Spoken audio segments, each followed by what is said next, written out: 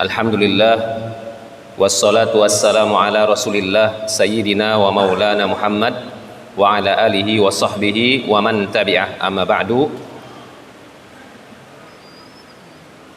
Seluruh peserta kajian Tazkiyatun Nafs yang dimuliakan Allah Subhanahu wa taala, termasuk yang hadir di media online, semoga Allah Subhanahu wa taala terus memberikan kepada kita keberkahan di dalam majelis-majelis yang baik ya seperti ini, karena tentunya Allah Subhanahu wa taala sangat menyukai dan meridhai hamba-hambanya yang duduk ya di rumah Allah Subhanahu wa taala untuk mengingat Allah, untuk mentadabburi firman-firman Allah Subhanahu wa taala dan hadis Nabi Muhammad sallallahu alaihi wasallam. Semoga semua yang hadir di dalam majelis ini mendapatkan maghfirah, keampunan dari Allah Subhanahu wa taala. Sebelum saya mulai kajian ini, saya harapkan kepada seluruh peserta kajian, Bapak Ibu dapat mengisi saf yang di depan dan lebih dekat ya ke pembicara ya, jangan menjauh ya, karena menjauh dari pembicara, dari guru, itu artinya kita mengurangi keberkahannya ya. Jadi sekali lagi saya minta semuanya bisa mendekat ya, pindah dari tempat yang kurang berkah menjadi yang lebih berkah, dari posisi yang kurang berkah ya ke posisi yang lebih berkah. Jazakumullah khairan. Bismillah. Hari ini, dalam kesempatan ini, dalam kajian ini, insya Allah kita semua sama-sama ingin mengetahui dan membahas keseimbangan dunia dan akhirat yang telah disebutkan banyak dalam Al-Quranul Karim ya, termasuk salah satu ayat yang populer dan insya Allah umat Islam secara umum sudah hafal ayat ini, karena ayat ini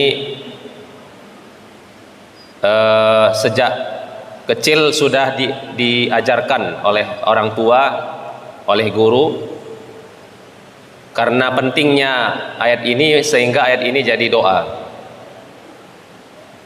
ya. Doanya ya disebut namanya doa sapu jagat ya, yaitu doa kebaikan dunia dan akhirat.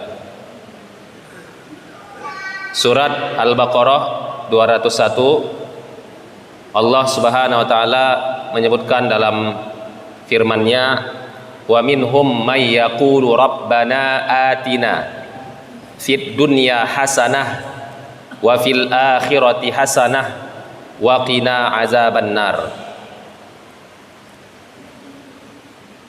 Sebelum ayat ini disebutkan wa minan nasi may yaqulu rabbana atina fid dunya wa ma lahu fil akhirati min khalaq. Jadi banyak orang-orang berdoa itu sebelumnya enggak menyebutkan akhirat ya, terlalu cinta dengan dunia, mintanya kepada Allah dunia saja, sehingga Allah Subhanahu wa taala mengajarkan dan mengilhamkan ya kepada orang-orang beriman melalui lisannya Nabi Muhammad sallallahu alaihi wasallam agar kita berdoa itu harus ada dua kalimat ya, Rabbana atina fid dunya hasanah, yang kedua wa fil akhirati hasanah, ditambah lagi yang ketiga wa qina azabannar. Jika kita tidak menggunakan wa fil akhirati hasanah, maka kita akan menjadi orang-orang yang mencintai dunia, nauzubillah, tapi tidak mementingkan akhirat. Atau ada juga yang mengatakan Rabbana atina fil akhirati hasanah, melupakan dunianya, maka dia akan tidak akan bisa mendapatkan kedudukan yang terbaik di akhirat. Jadi dunia dan akhirat itu dua pasang kata yang nggak bisa dipisah. Ya, ada timur, ada barat. Ada atas, ada bawah. Kenapa kita sebut ada atas? Karena ada bawah. Ya, kenapa kita sebut ada barat? Karena ada timur misalnya.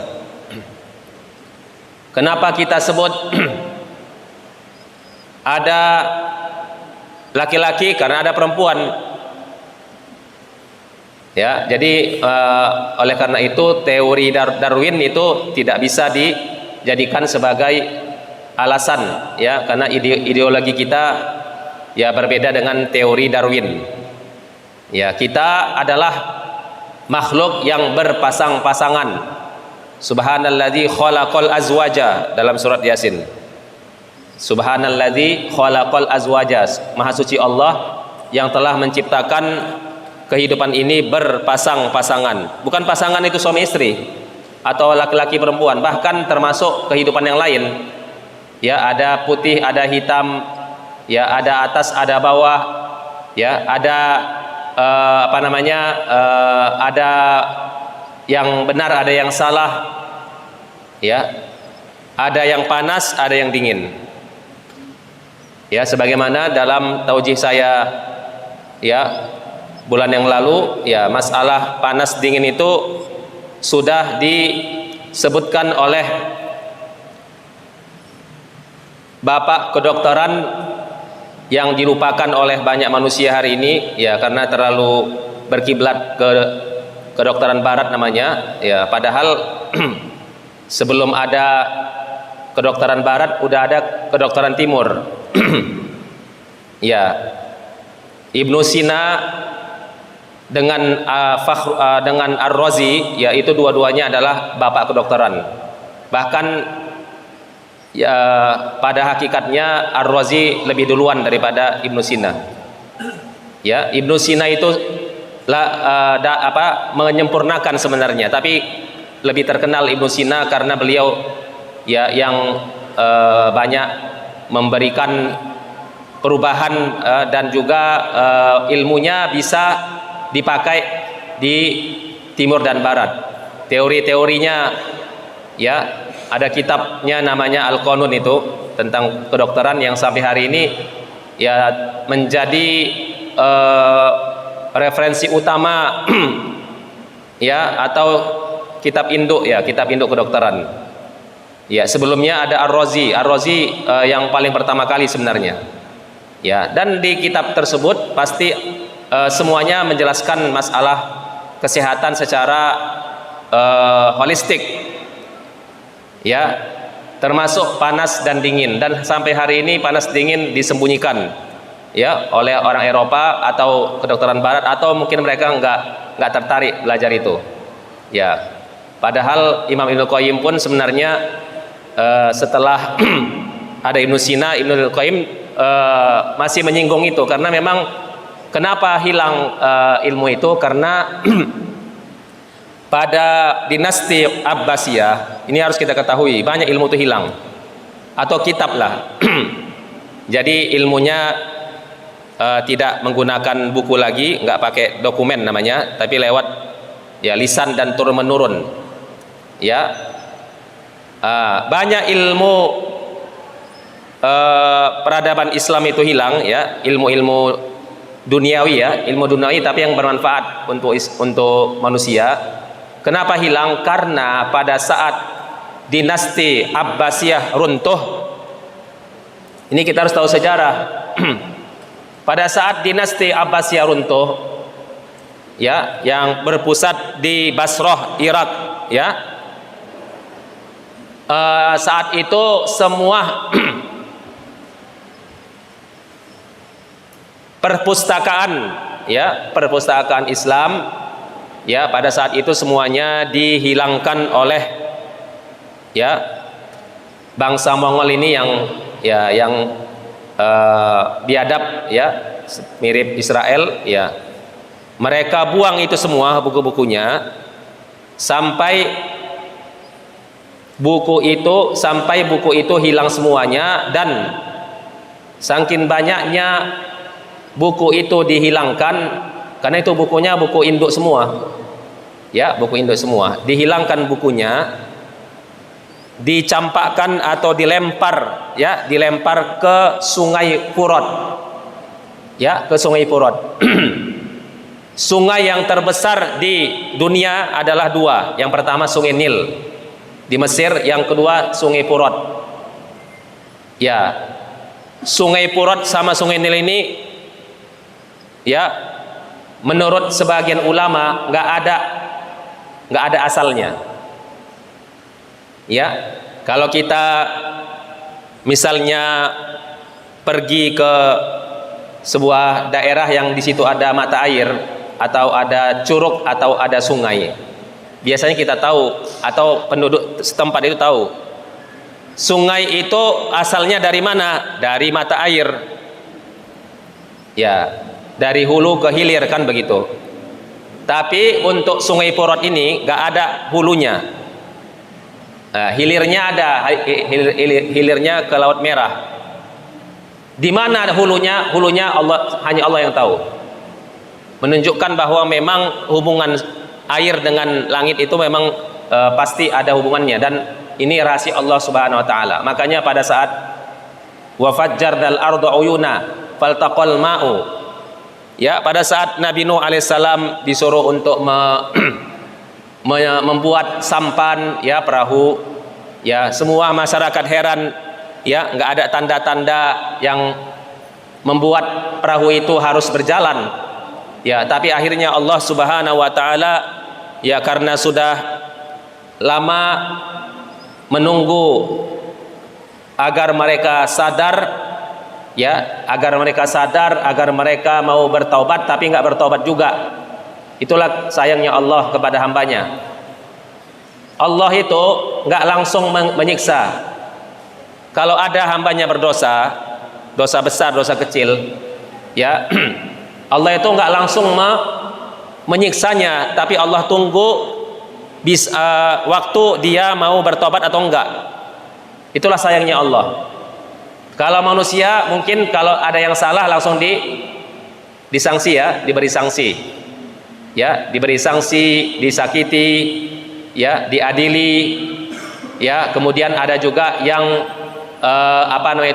langsung menghakimi namanya, ya, menghakimi. Itulah manusia, ya, khuliqal insanu dha'ifa, diciptakan manusia itu semuanya lemah. Tapi Allah Subhanahu wa taala pada saat hambanya sedang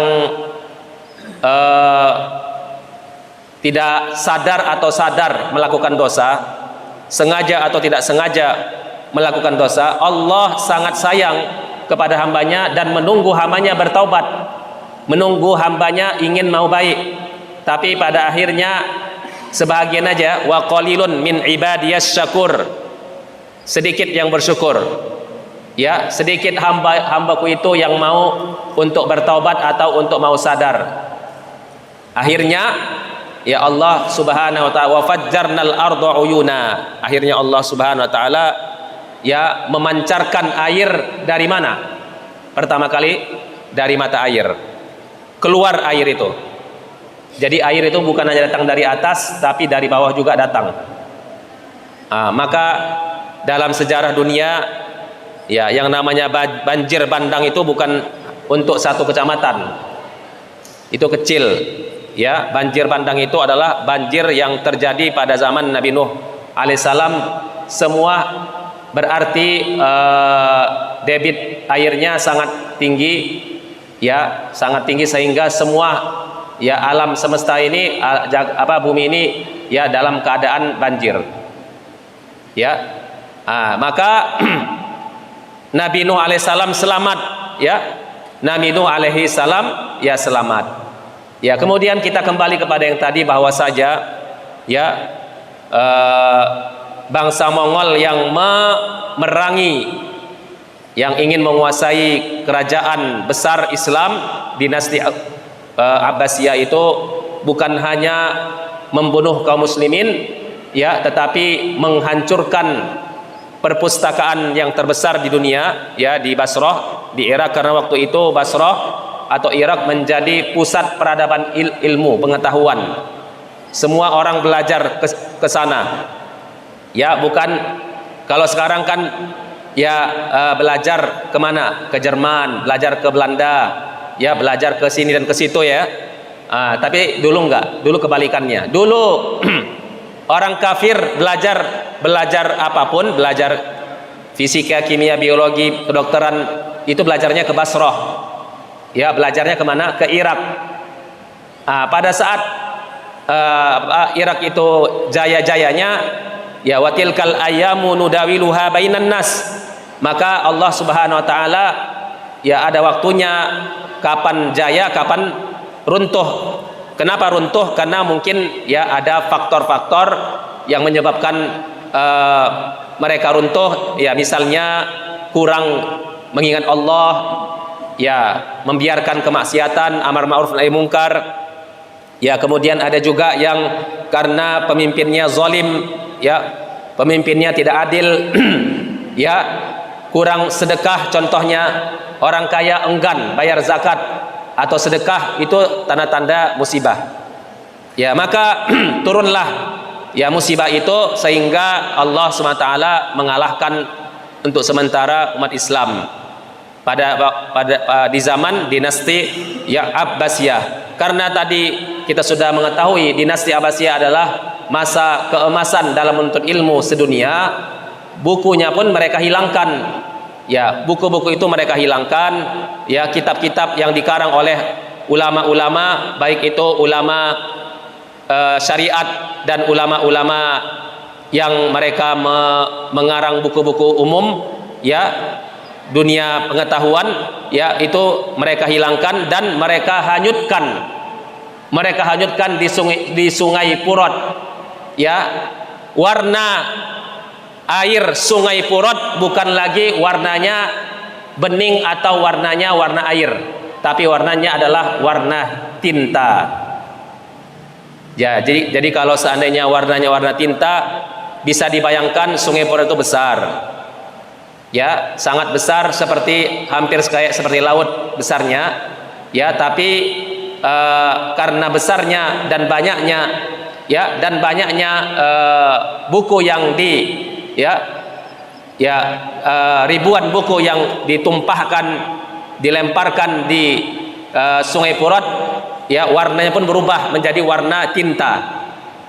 Maka dari sini bisa kita simpulkan bahwa ilmu itu hilang. Ilmu hilang kecuali yang di dalam dada para ulama, seperti Al-Quran dan tafsirnya masih tetap Allah jaga. Hadis-hadis Nabi, ya, dan perkataan para sahabat itu yang mereka sudah hafal, itu mereka turunkan kembali dan mereka tuliskan. Ilmu yang lain ada yang hilang, ada yang enggak. Seperti itu. Makanya tadi saya bilang ilmu kedokteran timur yang dalam hal ini digagas oleh Ar-Razi yang pertama, yang kedua berikutnya muncul namanya Ibnu Sina, dan mungkin berikutnya lagi ada Ibnu Qayyim, itu mereka sebenarnya mulai mengembalikan itu, walaupun sudah banyak hilang, tapi prinsip-prinsipnya tetap mereka tuliskan. Baik, maka untuk itu kesimpulannya bahwa dunia ini nggak bisa kita pisahkan, karena dunia itu adalah pasangannya akhirat. Ya, nanti akan saya jelaskan, ya, dunia yang mana yang hina, itu nanti akan ada uraiannya. Jadi kita berusaha di dalam kajian ini bagaimana mensimpelkan memahami dunia itu seperti apa, ya, karena kesalahpahaman seseorang dalam memahami Al-Quran sehingga dia anggap dunia itu hina semua, atau kebalikannya, ya, dunia itu baik semua misalnya, ya. Maka nanti akan kita lihat bagaimana cara yang benar memahami dunia dan akhirat, ya, bagaimana konsep Islam, ya, memahami dunia dan akhirat, sehingga dunia dan akhirat itu harus seimbang, nggak bisa berat sebelah, ya. Wa minhum may yaqulu rabbana atina fid dunya hasanah wa fil akhirati hasanah wa qina azabannar. Ini sudah jelas. Ayat ini ya merupakan doa yang mungkin menurut saya ya mayoritas umat Islam itu ya hafal doa ini. Kalau nggak hafal doa ini sangat parah ya, parah banget itu namanya, sehingga ya kita harus suruh dia beristighfar 1000 kali kalau nggak hafal doa ini. Rabbana atina fid dunya hasanah wa fil akhirati hasanah wa qina azabannar. Ya, kata ulama yang lain kalau nggak tahu doa ini, kalau ada orang sudah dewasa, udah besar nggak hafal doa ini, Rabbana atina fid dunya hasanah wa fil akhirati hasanah wa qina azabannar, maka pada saat itu suruh dia berbaring, kita sholatkan jenazahnya langsung. Dianggap apa itu maksudnya? Dianggap dia udah mati sebenarnya kalau nggak hafal doa ini. Itu maksudnya. Saking pentingnya doa ini sehingga Rasulullah Shallallahu Alaihi Wasallam jarang meninggalkan doa ini. Makanya kalau ada acara doa bersama namanya, di ujungnya, minimal di ujungnya, nggak harus di ujung sebenarnya, nggak harus di akhir. Rabbana atina itu nggak harus di akhir, di mana aja boleh diucapkan, di tengah boleh, di ujung boleh, di awal boleh. Tapi karena supaya nggak lupa katanya, sehingga dibacalah dia Rabbana atina fid dunya hasanah wa fil akhirati hasanah wa qina azabannar. Tutup doanya. Oke, nggak apa-apa. Yang penting ada doanya itu. Yang penting ada doanya. Nabi Muhammad sallallahu alaihi wasallam pada saat mengobati seorang sahabat Nabi yang sakitnya sakit lemah, lumpuh, stroke kalau orang bilang sekarang. Ya, Nabi Muhammad SAW ketika berdoa di depan seorang sahabat yang sakit, ya Nabi Muhammad itu selain mendoakan dengan apa? Selain membaca doa yang lain, Nabi Muhammad tetap mengucapkan doa Rabbana atina fid dunya hasanah. Itu sudah jelas. Berarti Rabbana atina fid dunya hasanah ini ya kita anggap wajib lah ya, wajib dibaca dan wajib diamalkan dan dihafalkan oleh siapapun. Kemudian apa lagi? Ya, bagi Bapak Ibu yang sudah pernah haji, Bapak Ibu yang pernah umroh, coba ingat ya waktu diajarkan oleh ustadz pembimbingnya manasik haji atau manasik umroh. Ada nggak doa ini dibaca? Insya Allah ada. Kapan dibaca? Dibaca pada saat melewati tawaf rukun Yamani dan Hajar Aswad. Ya, maka siapa yang melewati rukun Yamani, karena di Ka'bah itu memiliki ya 4 rukun. Ya, rukun itu sebenarnya pojok namanya, pojok. Ya, dan pojok itu kan segi 4. Ya, pojok itu maksudnya arahnya arah timur, arah barat, arah selatan, dan arah utara itu maksudnya. Jadi ada namanya satu pojok atau satu rukun. Rukun itu satu sisi itu disebut namanya rukun Yamani dengan rukun Hajar Aswad. Siapa yang lewat rukun Yamani dan Hajar Aswad, usahakan jangan baca yang lain. Khusus baca Rabbana atina fid dunya hasanah wa fil akhirati hasanah wa qina azabannar, karena itu sudah dipraktekkan oleh Rasulullah sallallahu alaihi wasallam. Sebelum saya pindah ke halaman berikutnya, saya ingin sampaikan, coba kita bayangkan ketika seorang hamba Allah melaksanakan ibadah haji atau umroh, yang mana di antara rukun haji dan rukun umroh itu ada atau kewajibannya wajib untuk melaksanakan tawaf, dan kita tahu pada saat melaksanakan tawaf itu dia sedang ihram, sedang memakai baju yang sederhana dan nggak boleh melakukan pelanggaran. Berarti pada saat itu dia cenderung ke dunia atau akhirat. Saya tanya kepada jamaah, saat itu dia sedang beribadah atau sedang di luar ibadah? Jawab sama-sama, beribadah. Seperti sholat juga kan, kita sholat pun juga ada tata caranya ya, dari mulai takbir sampai salam ada adab-adabnya, ada larangannya, ada yang membatalkannya. Demikian juga umroh, demikian juga sedang tawaf atau sedang ihram. Sedang ihram pun itu ada larangannya, berarti ihram tidak jauh beda dengan sholat. Maka dua-duanya betul-betul ibadah yang mahdoh, ibadah yang tulus kepada Allah Subhanahu Wa Taala. Maka saya ingin sampaikan di sini, ya, yang ingin saya garis bawahi, pada saat seorang hamba Allah ibadahnya tulus karena Allah, kenapa kok diucapkan Rabbana atina fid dunya? Kenapa ada dunianya? Sedang tawaf tadi, kenapa? Ini menunjukkan bahwa kita tidak bisa mengatakan aku harus akhirat saja tapi dunianya saya lupakan.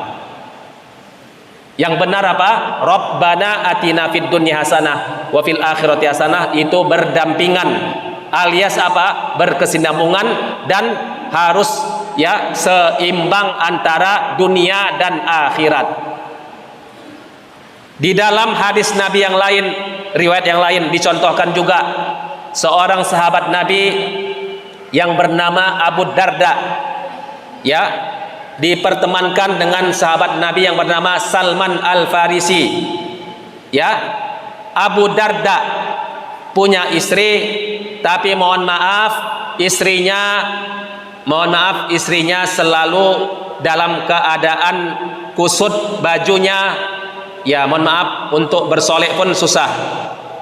Ya, jadi ibu-ibu, mohon maaf saya sampaikan di sini, wajibkah seorang perempuan, ya, untuk membantu suaminya dalam urusan rumah tangga? Contohnya memasak, menyuci baju, membersihkan rumah, dan lain-lainnya. Wajib apa enggak? Maka dalam Islam sudah dijelaskan, tidak wajib seorang istri masak, tidak wajib seorang istri menyuci baju, tidak wajib seorang istri membersihkan rumah dan lain-lainnya. Tetapi ketika seorang istri mau nyuci baju, mau memasak, mau untuk membersihkan rumah dan seterusnya, maka dia dapat pahala dua: pahala melayani suaminya dan pahala membantu rumah tangga. Jadi ini pilihan, tidak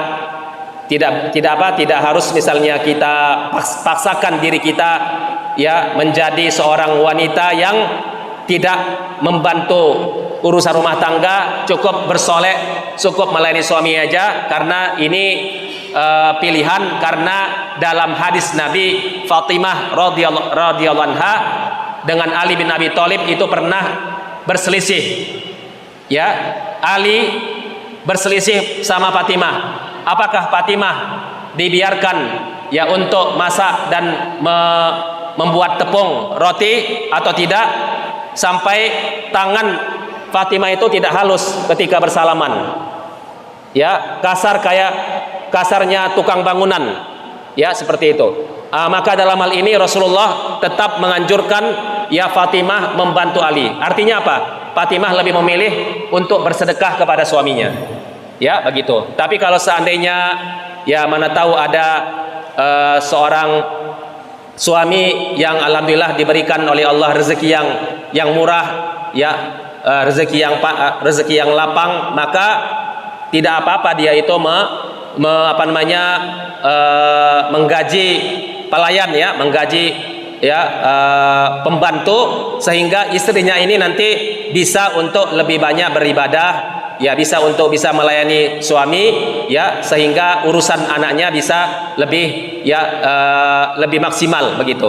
Jadi ini sebenarnya sangat fleksibel, dikembalikan kepada, ya, kondisi masing-masing keluarga. Ya, jadi tidak ada yang salah, ya, tidak ada yang salah. Dua-duanya benar, semuanya, ya, dikembalikan kepada, ya, masing-masing pihak. Untuk Abu Darda pun seperti itu, ya, jadi istrinya itu sangat banyak membantu sehingga tidak pernah terlihat kecantikannya lah begitu, ya, karena memang sudah, ya, sudah babak belur di rumah itu, babak belur. Kenapa? Karena suaminya, ya, kebetulan memang sangat kuat beribadah, ya, sangat kuat beribadah. ya ibadahnya itu melebihi daripada sahabat Nabi yang lainnya. Tapi pada akhirnya si istri mengadu kepada Rasulullah Shallallahu Alaihi Wasallam. Akhirnya Rasulullah Shallallahu Alaihi Wasallam menyampaikan kepada Abu Darda, tolong sampaikan kepada Abu Darda, sesungguhnya untuk dirimu ada haknya, untuk istrimu atau keluargamu ada haknya. Artinya apa? Bahwa kehidupan dunia ini harus seimbang. Jangan hanya seseorang itu mementingkan diri sendiri untuk akhiratnya, tapi lupa dia keluarganya tidak mendukung. Keluarganya nggak mendukung karena dia nggak termasuk tipe manusia yang diberikan harta melimpah ruah sehingga nggak bisa menggaji pembantu yang banyak begitu. Maka ini sebenarnya tadi kita kembalikan kepada dirinya masing-masing. Baik, jamaah yang dirahmati Allah Subhanahu wa taala, karena kita ingin membahas fokus kepada Rabbana atina fid dunya hasanah wa fil akhirati hasanah wa qina azabannar, karena ini tema yang diangkat, keseimbangan dunia dan akhirat. Kita harus tahu artinya ketika Allah sudah mengajarkan doa Rabbana atina fid dunya hasanah, ya Tuhan kami, berikanlah di dunia ini kebaikan untuk kami. Berarti dunia itu baik. Itu maksudnya. Harus kita sepakati dulu asalnya, hakikatnya dunia itu baik. Karena Allah mengajarkan kita. Jadi jangan bilang dunia itu hina. Dunia itu menggiurkan dan segala macamnya. Kata-kata itu harusnya nggak boleh diucapkan kalau nggak ada ininya, nggak ada ta'liknya, atau jika nggak ada pelengkap yang lain. Jika harus ada jika, kan gitu kan ya. Dunia itu hina jika.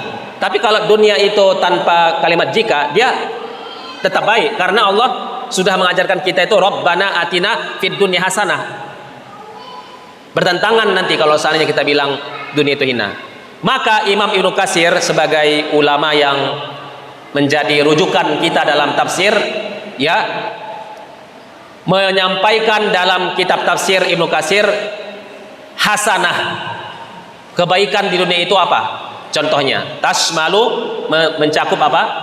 Mencakup yaitu semua yang kita minta di dunia ini yang baik itu disebut hasanah. Dunia hasanah, Rabbana atina fid dunya hasanah. Itu adalah termasuk yang kita minta di dunia ini apa saja. Contohnya mulai dari apa? Kesehatan, afiat, apalagi rumah yang luas. Rumah yang luas itu artinya apa? Kenapa Rasulullah mengajarkan kita untuk berdoa atau memiliki mimpi rumah yang luas? Ini harus kita ketahui.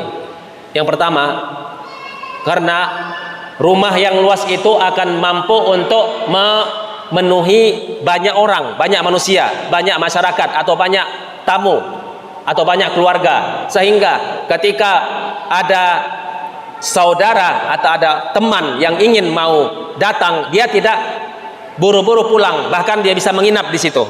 Itu artinya kenapa ada kata-kata rumah luas.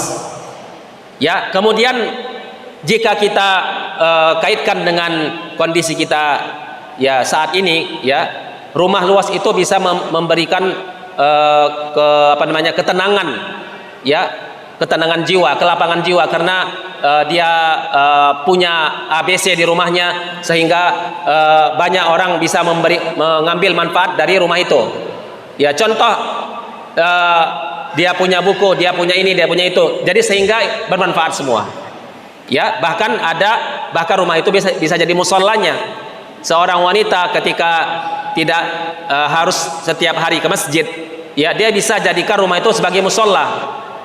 Bayangkan kalau seandainya rumahnya itu sempit, anaknya ada 5 orang misalnya, mohon maaf ini contoh aja ya, bagaimana tidurnya pasti ada yang di kasur, tidurnya ada yang di kamar, tidurnya ada yang di ruang tamu. Oke, nggak apa-apa, itu kan menunjukkan kesederhanaan katanya, itu menunjukkan dia bersifat zuhud. Mohon maaf, Ya, mohon maaf saya belum setuju sama ini. Ya, belum setuju dengan pendapat ini karena seseorang itu memang harus berjuang untuk memaksimalkan kenyamanan dalam rumah tangganya. Bukan artinya mewah-mewah, bukan artinya rumah luas itu mewah. Tidak semua rumah itu tidak harus rumah yang luas itu mewah, nggak harus mewah. Karena kalau udah mewah nanti akan pindah kepada dunia yang hina tadi, mewah yang tidak ada manfaatnya maksud saya. Ya, jadi artinya rumah luas itu pasti ada manfaatnya. Ya, tergantung kepada kebutuhan masing-masing. Karena ukuran mewah itu kan relatif. Ya, bisa jadi ada kata orang ini mewah, menurut dia belum tentu mewah. Karena kebutuhannya berbeda-beda. Ya, jangan kalau kita bandingkan rumah orang miskin dengan orang yang kaya, itu dianggapnya mewah, tapi orang kaya punya derajat yang berbeda-beda sehingga nggak bisa kita bilang itu mewah begitu. Jadi ini dikembalikan kepada kondisi masing-masing. Baik, jadi hasanah itu apa? Ya, mulai dari kesehatan, rumah yang luas, zaujatin hasanah. Ya, ternyata istri juga disebutkan oleh Imam Ibnu Katsir, istri yang baik. Ya, kalau di terjemahan ini menggelitik memang ya kata-katanya di terjemahan. Sebenarnya hasanah itu kan umum. Ya, istri yang cantik katanya. Ya, maksudnya bukan hanya cantik dari zahirnya aja ya, harusnya cantik daripada sikap dan akhlaknya. Ya, berikutnya apalagi warizkin wasi'in, yaitu ya rezeki yang melimpah atau rezeki yang luas, bukan melimpah saja. Ya, kalau rezeki cukup itu beda dengan luas. Allah Subhanahu wa taala, Nabi Muhammad mengajarkan kita itu ketika minta rezeki, Allahumma inni as'aluka rizqan wasi'an, bukan rizqan katsiran. Rezeki yang banyak beda dengan rezeki yang luas. Kalau rezeki yang banyak itu belum tentu bisa untuk bermanfaat untuk orang lain, bisa jadi disia-siakannya untuk dirinya.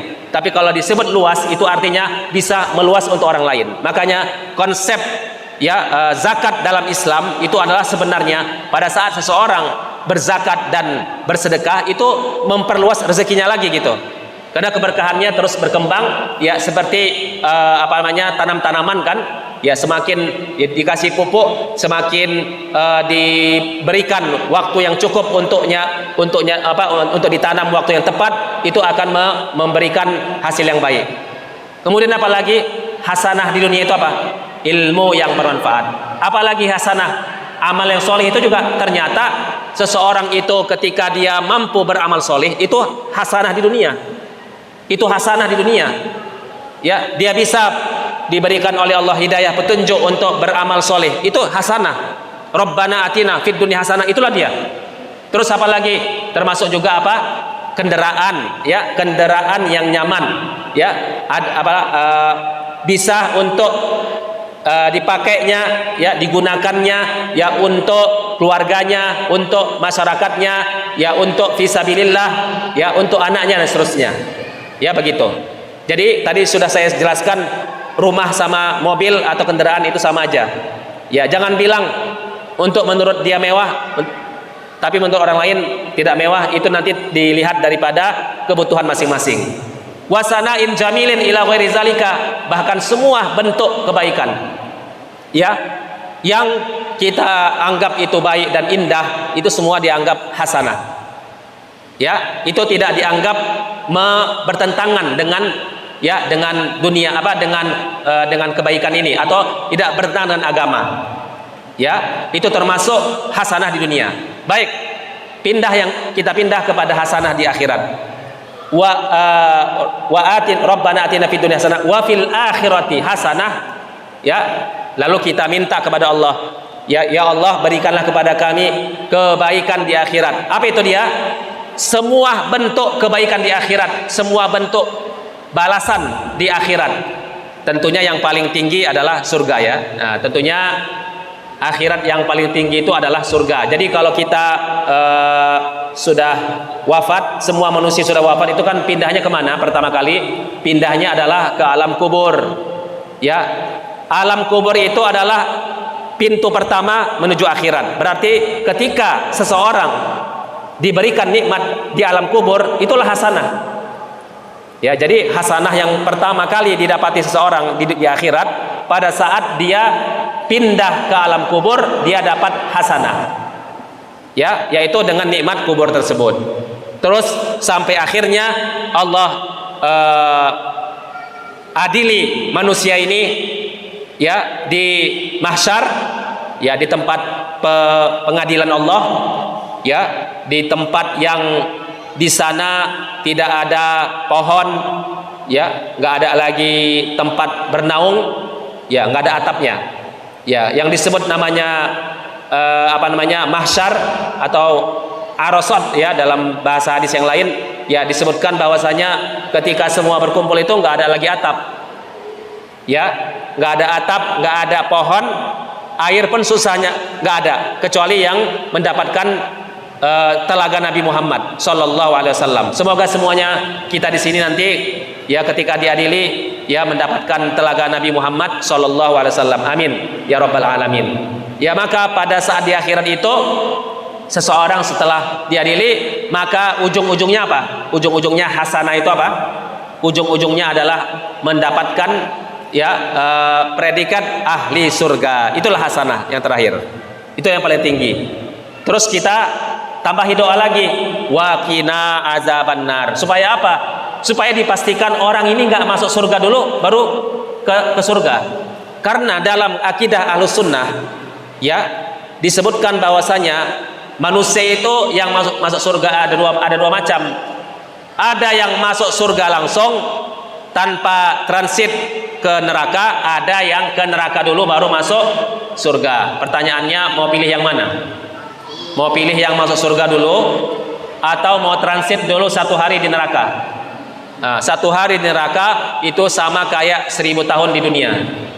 Nah, jadi bukan 1 hari di akhirat atau di neraka itu sama kayak 1 hari di akhirat di dunia, ya maka sama kayak 1000 tahun di dunia. Maka kita pasti akan milih yang pertama. Tapi karena kita pingin nggak mau masuk neraka dulu baru ke surga, doakan tambahkan doanya, waqina azabannar, ya Allah ya jauhkan aku dari neraka. Itu maksudnya. Maka kalau sudah kita baca tiga macam doa ini, Rabbana atina fid dunya hasanah wa fil akhirati hasanah wa qina azabannar, maka muncullah 3 sifat yang mulia, ya maka muncullah sifat yang mulia. Ini dia. Berkata Imam Ibnu Qasim bin Abdurrahman, ya seorang tabi'in, kalau seandainya seseorang udah dapat sifat ini, maka terkabullah doanya ya. Di dunia yang pertama, u'tiya qalban syakiron. Yang pertama, dia suka bersyukur kepada Allah. Ya, dia suka bersyukur kepada Allah dalam kondisi apapun. Ya, ini indikatornya. Kalau dia sudah mengucapkan dia sudah bersyukur kepada Allah. Ya, kadang-kadang syukur ini ada syukur yang tulus, ada yang enggak. Ini masalahnya. Syukur yang tulus enggak perlu dibangkit-bangkit. Ya, syukur yang tulus itu adalah terima kasih atau syukur yang tulus itu adalah ketika dia itu tidak perlu membangkit-bangkit kebaikannya. Ya, ketika dia bisa menyelamatkan nikmat yang Allah berikan kepadanya tanpa dinodainya dengan ria. Nah, itu maksudnya. Tanpa dinodainya dengan ria dan dengan ujub yang lainnya. Itu namanya syukur yang benar. Yang kedua, kalau seseorang sudah suka berzikir kepada Allah Subhanahu wa taala, pagi petang berzikir, ba'da salat berzikir, masuk rumah berzikir, ingat dia sama Allah, itu maksudnya, ingat terus dia. Masuk rumah berzikir, masuk rumah baca bismillah minimal ya, kalau nggak hafal doanya. Ya, kalau hafal doanya bismillah, ya Allahumma inni as'aluka khairal mauliji wa khair makhraji. Ya, bismillahi walajna wa bismillahi kharajna wa ala rabbina tawakkalna. Itu doa masuk rumah. Nggak hafal doa ini, tempelkan di samping rumah. Gampang kan? Tempelkan di samping rumah doanya, baca, jangan buru-buru. Baca dulu, jangan malu-malu, jangan dibilang orang ini sok alim, nggak apa-apa, biar aja, sok soleh biar aja. Yang penting kita baca doa dulu, mudah-mudahan hafal. Nah, masuk rumah kaki kanan, jangan kaki kiri. Nah, setelah masuk rumah, ya kita baca bismillah, ucapkan assalamualaikum, ya alhamdulillah, itu sempurna. Keluar rumah juga sama, kalau kita keluar rumah kaki kiri, ya bukan kanan lagi, kiri keluar, karena banyak setan di sana. Kenapa kita yang masuk rumah kaki kanan? Karena kita sudah meyakinkan rumah kita udah baik, ya kita sudah baca zikir, ya berarti setannya nggak ikut, itu maksudnya. Ketika kita keluar rumah kan setan nunggu di luar, kira-kira gitu, ya filosofinya begitu. Setan di luar, walaupun di dalam rumah tetap ada, cuma ya itu menunjukkan bahwa di luar sana banyak cobaan, itu maksudnya. Di luar rumah mungkin kita lupa dengan Allah, itu maksudnya. Makanya kaki kiri dulu dengan membaca bismillahi tawakkaltu 'ala Allah la haula wala quwata illa billah. Allahumma inni a'udzubika an adilla aw udalla aw azilla aw uzalla aw azlima aw uzlama aw ajala aw yujhal alayya. Enggak hafal, tempelkan di rumah, tempelkan di samping rumah, samping pintu. Ya, seperti itu. Ini contohnya. Jadi berzikir itu artinya bukan harus setelah sholat aja. Setiap waktu sepanjang hayatnya dia berzikir. Ya, makan baca bismillah, masuk toilet, ya kamar mandi baca bismillah, setan ikut. Ya, kalau kita makan nggak baca bismillah, minum nggak baca bismillah, tambah lagi tangan kiri, mohon maaf, setannya udah ikut. Makanya pernah dicoba anak-anak yang suka makan tangan kiri. Ibu-ibu, halo, ada orangnya ya. Anak-anak yang makan tangan kiri, yang suka makan tangan kiri, kebiasaan tangan kiri, anak-anak balita terutama makan tangan kiri, kan dia nggak pandai baca bismillah biasanya kan, jarang itu ada anak-anak, apalagi umur 3 tahun, kecuali diajari. Ini pernah diruqyah, ya tahu nggak, setelah diruqyah keluar kata-kata jin. Ini menunjukkan apa? Makanya tangan kanan, makan dan minum tangan kanan. Ya, setan itu suka kalau kita nggak ikut sunnah. Makan berdiri itu setan suka. Makan, minum berdiri. Ya, makanya siapapun kita sebagai seorang guru, sebagai seorang ayah, sebagai seorang ibu, kalau ada anak kita, kalau ada murid kita, santri kita, ya ini bukan tugas seorang ayah dan seorang guru agama. Semua wajib melihat anak-anak makan berdiri, langsung tegur, nasihati.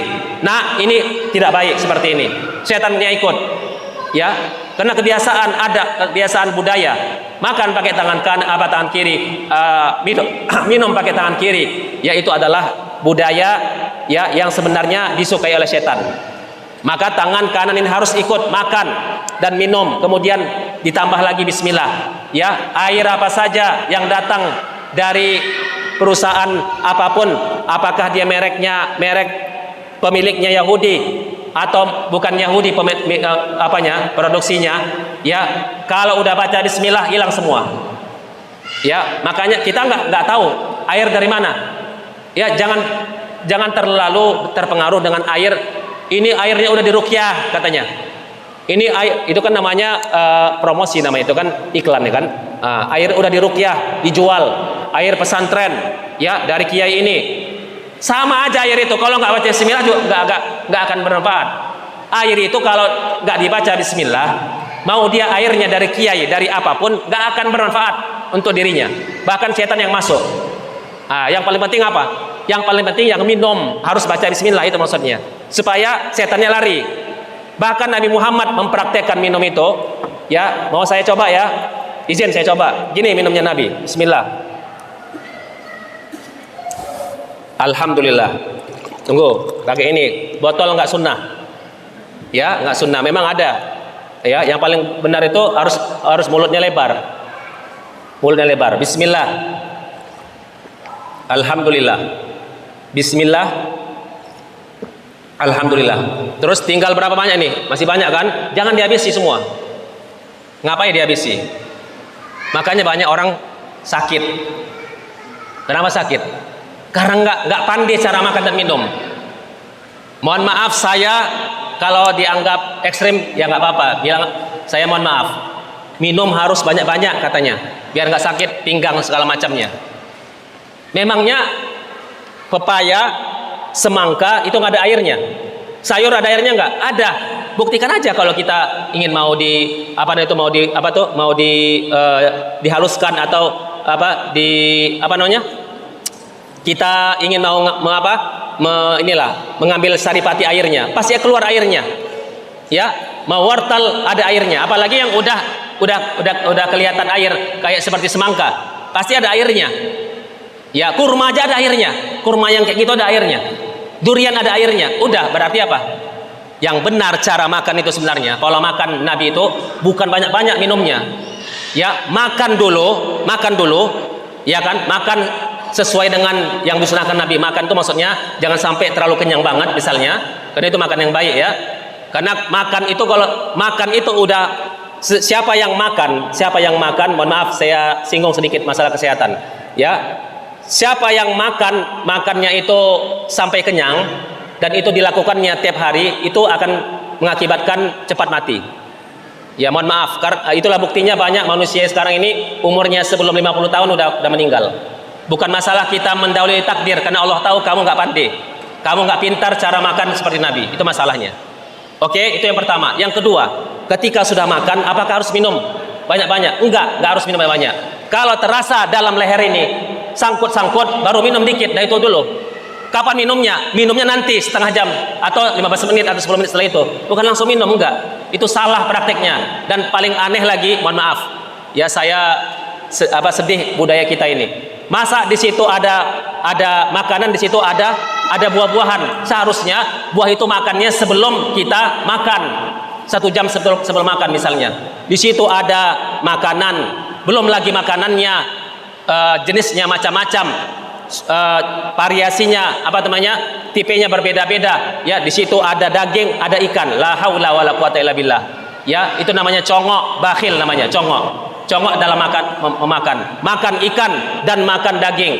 Ya, Nabi Muhammad nggak pernah kayak gitu caranya. Nabi Muhammad itu kalau makan itu pilih-pilih dulu, 1 macam dulu dimakan, maksimal 2 macam. Ini enggak, di situ ada ayam, di situ ada ikan, takut habis ya kan istilahnya itu. Di situ ada udang, semua masuk ke dalam piringnya. Makanya ketika setelah makan gembung perutnya, masuk angin, mohon maaf, ya suka buang angin. Ya, terus ke kamar mandi. Itulah tanda nggak pandai makan. Ya, nggak pintar makan dan nggak belajar cara Nabi makan. Nabi Muhammad itu tidak begitu caranya. Nabi Muhammad itu makannya maksimal 2 macam aja. Ya, 2 macam jenisnya, nggak dilebih-lebihkan. Dan tidak ada buah-buahan. Ya, itu artinya apa? Kita itu sudah makan ada buah-buahan, nggak waktunya dimakan buah-buahan itu. Ya, karena buah-buahan itu Nabi Muhammad bahkan Al-Quran mengatakan wa fakihatan wa abba. Wa fakihatan wa abba. Allah aja udah tahu, Allah udah jelaskan. Wa fakihatan wa abba, kata Allah. Makan dulu, kata Allah. Ya, buah-buahan baru yang lainnya. Udah ada ayatnya dalam surat An-Naba. Kita aja nggak ngamalkannya. Ya, budaya kita ini kadang-kadang nggak sehat budayanya. Ya, seperti itu. Nggak ada ada sesuatu yang harus kita rubah sebenarnya. Cuci mulut katanya, cuci mulut itu setelah makan. La haula wala quwata illa. Makanya nggak banyak sakit.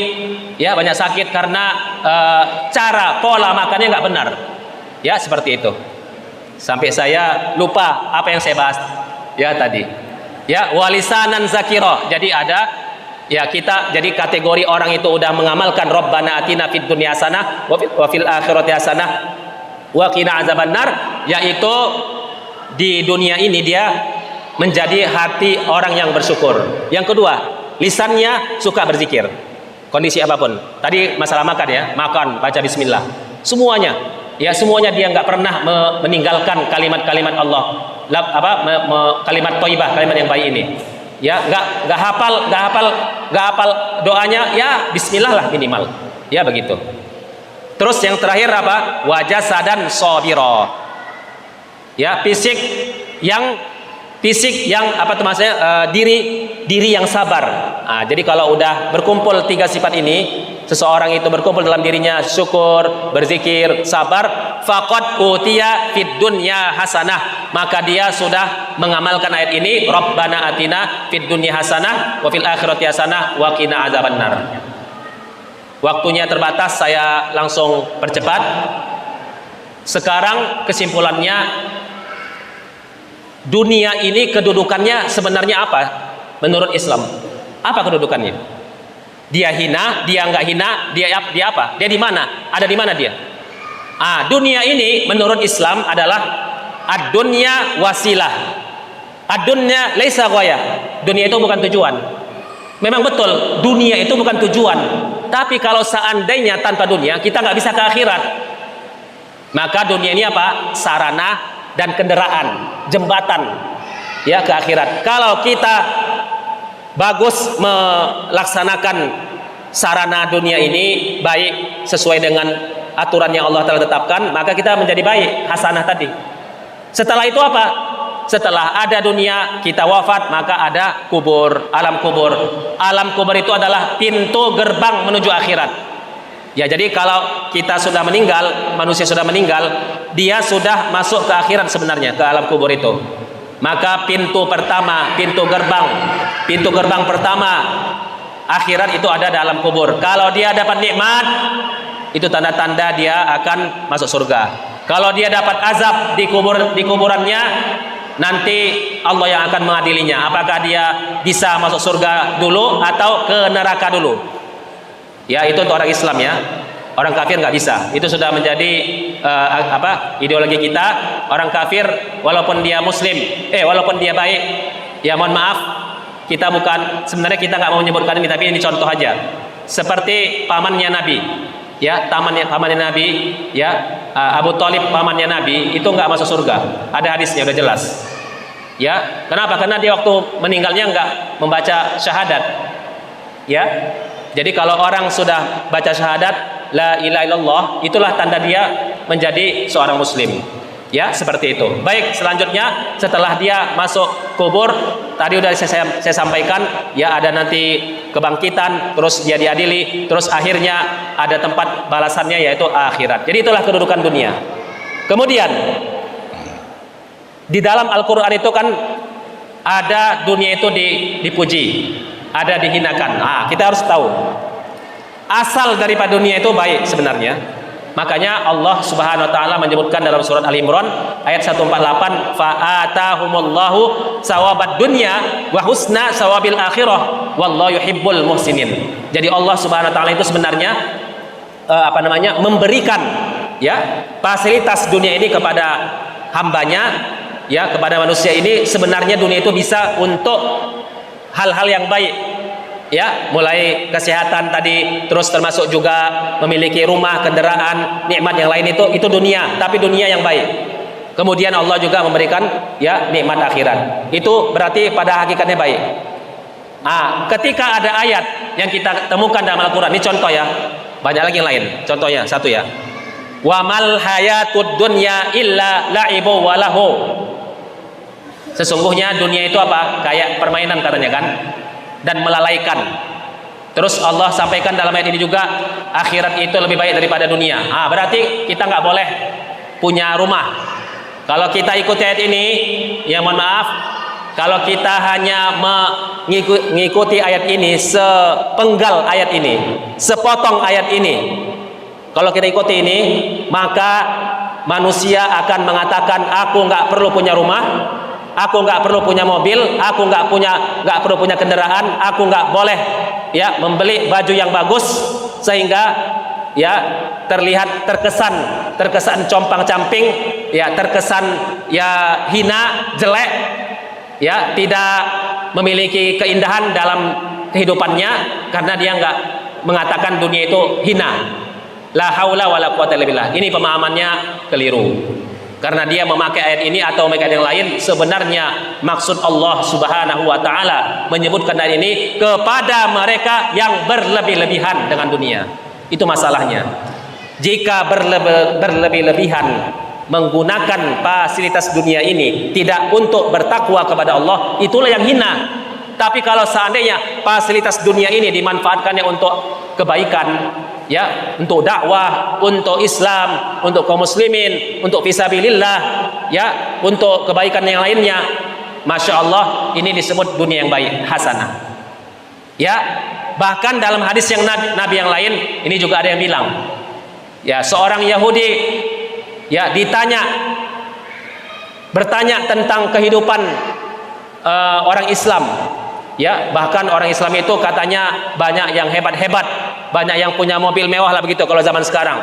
Ya, banyak punya jabatan yang tinggi atau punya fasilitas dunia. Kata Nabi apa? Ad-dunya sijnul mu'min wa jannatul kafir. Dunia itu sebenarnya jika untuk orang beriman, ya, dunia ini jika dibandingkan surga kita nanti dengan dunia yang kita miliki, itu nggak ada apa-apanya. Ya, jadi jangan bilang dunia itu penjara untuk orang beriman, maksudnya dia harus merendahkan standar hidupnya. Bukan itu maksudnya. Maksud Nabi, jangan salah paham dengan hadis Nabi. Masalahnya terlalu cepat menyimpulkan redaksi hadis tapi nggak mengikuti cara memahaminya sesuai dengan yang sudah diturunkan oleh para ulama kita. Jadi memahami hadis Nabi atau ayat Al-Qur'an itu jangan terlalu tekstual. Harusnya ya ada kontekstual yang harus kita pahami. Maka untuk itu ketika memahami hadis ini contohnya, maksudnya apa? Dunia itu sebagai penjara untuk orang mukmin, maksudnya apa? Maksudnya dibandingkan surga. Kira-kira surga dengan dunia ada berapa kali lipat? Nggak ada yang bisa. Kalau kita bilang 10 kali lipat kecil. Kalau akhirat itu, surga itu 100 kali lipat dunia, itu kecil, belum ada apa-apanya. Itu sangat sedikit. Hanya Allah yang tahu berapa juta kali lipat ya kehebatan surga dengan dunia. Maka betullah kata Nabi, dunia itu penjara untuk orang mukmin. Maksudnya apa? Nggak ada bandingnya surga dengan dunia. Yang kita tunggu itu kan surga. Surga kita tunggu itu nggak ada bandingannya dengan dunia. Demikian juga surga dunia ini sebagai surga orang kafir. Maksudnya apa? Karena neraka itu dibandingkan dengan dunianya orang kafir itu jauh berbeda. Sementara mereka menikmati dunia di sini, tapi nanti di neraka mereka sangat hina di neraka. Itulah maksud hadis ini. Yang terakhir, mari kita ikuti pesannya seorang tabi'in yang bernama Sufyan bin Uyainah. Ya, beliau pernah mengatakan laisa min hubbid dunya ya anta tuluba minha ma yuslihuka. Sekali lagi saya ulangi. Ikuti sama-sama. Laisa min hubbid dunya anta tuluba minha ma yuslihuka. Ya, maksudnya apa? Seseorang yang bersungguh-sungguh mencari kehidupan di dunianya, apakah dia sebagai seorang ayah mencari nafkah, ya, apakah dia seorang pekerja, apakah dia sedang berjualan, apakah dia sedang ini dan itu, kata Imam Sufyan bin Uyainah, apa yang dilakukannya itu tidak disebut hubbud dunia. Apa yang dilakukannya itu tidak disebut cinta dunia selama yang dicarinya itu untuk kebaikan dirinya, untuk kebaikan keluarganya, bermanfaat untuk dirinya dan untuk orang lain. Artinya apa? Islam tidak membatasi seseorang punya gaji tinggi atau lebih dari yang dia dapatkan. Selama dia ya bisa memanfaatkan gaji yang besar ini untuk kebutuhan keluarganya, untuk kebutuhan anak-anaknya, kemudian dimanfaatkannya untuk infak untuk fisabilillah dan seterusnya. Ya, makanya sebelum saya tutup ini saya sampaikan seorang sahabat Nabi ketika haji wada, haji terakhir bersama dengan Nabi Muhammad sallallahu alaihi wasallam, mereka sudah khawatir ini kayaknya Nabi Muhammad akan wafat karena memang sudah ada tanda-tandanya. Ayatnya turun, al-yauma akmaltu lakum dinakum, hari ini sudah kusempurnakan kata Allah agamamu untuk kalian. Turun ayat itu kan, ayat terakhir. Maka datanglah seorang sahabat Nabi bertemu dengan Rasulullah sallallahu alaihi wasallam. Wahai Rasulullah, aku sudah tua, umurku di atas 50 tahun. Ya, karena kalau di bawah 50 tahun sekarang ini masih kuat lah ya. Ya, masih kuat untuk ABC. Ya, di atas 50 tahun biasanya udah batuk-batuk.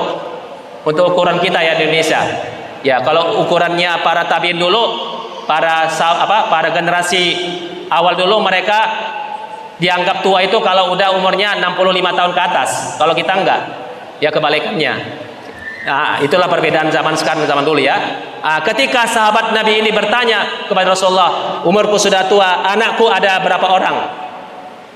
Minta fatwa atau minta bertanya kepada Nabi Muhammad, ya Rasulullah, sebelum meninggal hartaku ini mau kuinfakkan ke jalan Allah semuanya. Jadi kalau hartanya itu dihitung di dompetnya, di lemarinya, di depositonya, terus ada lagi aset yang lain yang belum dijual, ya tanah ya 10 hektar, ya rumah ada 5, ya kemudian kendaraan ada 3, ya tambah emas dan peraknya belum pernah dijualnya. Masya Allah. Apa kata Nabi ketika dia bilang gitu? Nabi Muhammad bilang, belum, nggak pantas untuk kamu menginfakkan semuanya. Padahal Abu Bakar boleh ya, karena beda imannya. Terus kalau nggak bisa semuanya Rasulullah, setengah aja pun jadi. Kata Nabi, enggak, kamu nggak pantas. Padahal Utsman bin Affan itu menginfakkan harta juga pernah setengah, atau sahabat yang lainnya. Jadi nggak bisa disamakan Nabi, nggak bisa disamakan seseorang itu imannya dengan yang lainnya. Terus apa? Terus nggak bisa setengahnya. Lalu bagaimana ya Rasulullah? Kuinfakkan hartaku itu sepertiga saja ya Rasulullah. Lalu Nabi Muhammad, betul, boleh, silakan diinfakkan sepertiga hartanya. Wassulusu kasir, sepertiga itu sudah cukup untukmu. Artinya apa? Artinya sepertiga itulah sebenarnya batas yang paling terbaik. Ya, kalau orang ini mau meninggal, dia ingin mau berinfak, sepertiga itulah yang terbaik. Sepertiga itu yang terbaik. Dan filosofi yang lain udah jelas juga masalah makan. Nabi Muhammad pernah membagi 3. Kalau kamu makan itu udah jelas juga, perut kita itu rezeki ada di situ kan? Ya, perut kita itu dibagi 3. Yang pertama sepertiga napas, sepertiga untuk makan, dan sepertiga untuk minuman. Artinya sepertiga itulah yang terbaik. Ketika kita meninggalkan harta, ya usahakan mengikuti wasiat ini. Ya, wasiat ini diamalkan. Ya, sepertiga dari harta kita dihitung. Kalau kita punya harta 9 miliar, ini 9 miliar ya total semua, maka 3 miliarnya infakkan fisabilillah. Jangan takut. Ya, jangan takut. Ya, nahnu narzuqukum wa iyyahum. Nahnu narzuquhum wa iyyakum. Ada 2 ayat dalam Al-Quran yang mirip-mirip. Kami yang akan memberikan rezeki kepadamu wahai ayah dan anakmu. Kami memberikan kepadamu rezeki, kami memberikan rezeki kepada anakmu. Ketika ada iyahum di awalnya, dan kepada kamu wahai ayah. Masya Allah. Dua ayat ini meyakinkan kepada orang Islam bahwa kalau dia meninggal, anaknya kondisinya dia sedang miskin ayahnya, atau ayahnya kaya, dua-duanya ayatnya ada. Ayah kaya, nahnu narzuquhum wa iyyakum. Ayah miskin, nahnu narzuqukum wa iyyahum. Ya, Masya Allah. Allah sudah mendampingkan ayat ini, mendampingkan. Jadi insya Allah meninggal seseorang, ada Allah yang menjaganya. Jangan takut. Kalau udah kita infakkan sepertiga, berarti sudah sesuailah dengan syariat. Ya, kalau ada sisanya ya itu berarti kan namanya warisan untuk ya anak-anak kita. Dan nggak boleh juga kita ikut Abu Bakar sementara iman kita lemah. Kita keluarkan semua harta kita, ya anak kita miskin melarat minta-minta ke orang lain, karena nggak cocok levelnya. Ya, kadang-kadang salah paham. Ya, mau meninggal kayak Abu Bakar, ya nggak bisa lah, karena kita bukan Abu Bakar. Ya, iman kita itu enggak dididik kayak seperti mendidiknya Rasulullah kepada Abu Bakar. Kita ini ya muslim yang mohon maaf lahirnya pun ya di lingkungan lingkungan yang belum islami banget. Ya, kemudian Islamnya juga baru tahu tentang Islam secara sempurna itu akhir-akhir ini, baca Quran belum begitu mantap. Ya, agamanya juga baru-baru ya paham semuanya ya di akhir ini. Jadi wajar aja, jangan ikuti yang seperti itu, tapi ikutilah sahabat Nabi yang lainnya. Wallahu alam.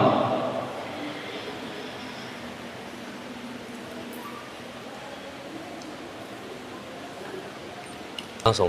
Ya, bismillah. Ya, untuk urusan yang gaib ya, urusan yang gaib ya, urusan yang sudah Allah tetapkan ya, kadang-kadang kita juga tidak bisa semua ya untuk mencari ya hikmah maupun sebab kenapa ini dan itu ya.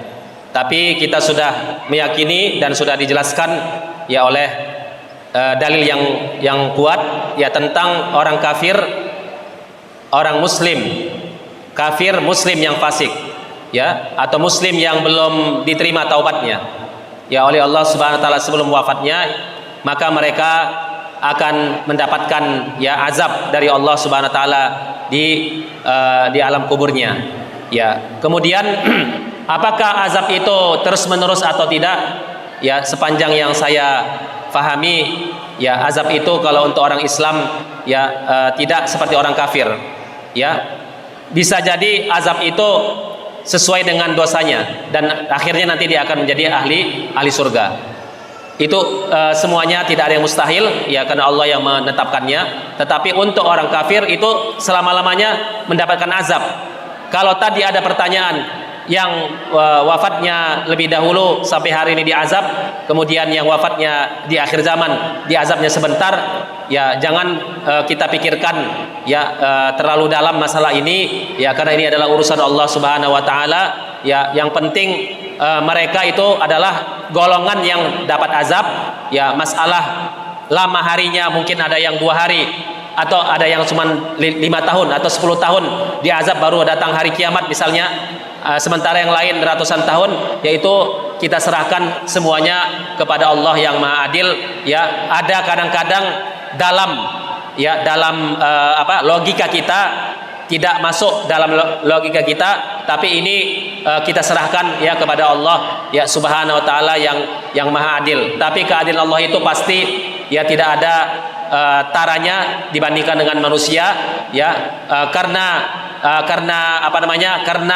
seseorang itu berdosa itu Allah adil, bukan karena Allah itu tidak adil, karena dosa yang tadi ditunggu dia tidak bertobat, akhirnya Allah ya memberikan siksa dan sanksi kepadanya. Wallahu alam. Hanya ini yang bisa saya jawab, karena ini hubungannya dengan ya alam ghaib dan juga hubungannya dengan siksa dan seterusnya ya. Sepanjang tidak ada ayat Al-Quran dan hadis Nabi yang menjelaskan ya tentang perbedaan ini, maka kita cukupkan saja ya, diserahkan ya kepada Allah Subhanahu wa taala. Bismillahirrahmanirrahim. Allahumma shalli ala sayyidina Muhammad wa ala ali Muhammad. Alhamdulillahirabbil alamin. Wassalatu wassalamu ala asyrafil anbiya'i wal mursalin sayyidina wa maulana Muhammad wa ala alihi washabbihi ajma'in. Allahumma qsim lana min khasyyatika ma tahulu bihi bainana wa baina ma'siyatik, wa min ta'atika ma tuballighuna bihi jannatak, wa minal yaqini ma tuhawinu bihi alaina masa'ibad dunya. Allahumma matti'na bi asma'ina wa absarina wa quwwatina ma ahyaitana waj'alhu al-warisa minna waj'al sa'rana ala man zalamana wansurna ala man adana wa la taj'al musibatana fi dinina wa la taj'alid dunya akbar hammina wa la mablagha ilmina wa la tusallitu alaina man la yakhafuka wa la yarhamuna. Rabbana atina fid dunya hasanah wa fil akhirati hasanah wa qina adzabannar. Rabbana atina fid dunya hasanah wa fil akhirati hasanah wa qina adzabannar. Wa sallallahu ala nabiyyina Muhammad wa ala alihi wa sahbihi wasallam. Subhana rabbika rabbil izzati amma yasifun wa salamun alal mursalin walhamdulillahi rabbil alamin.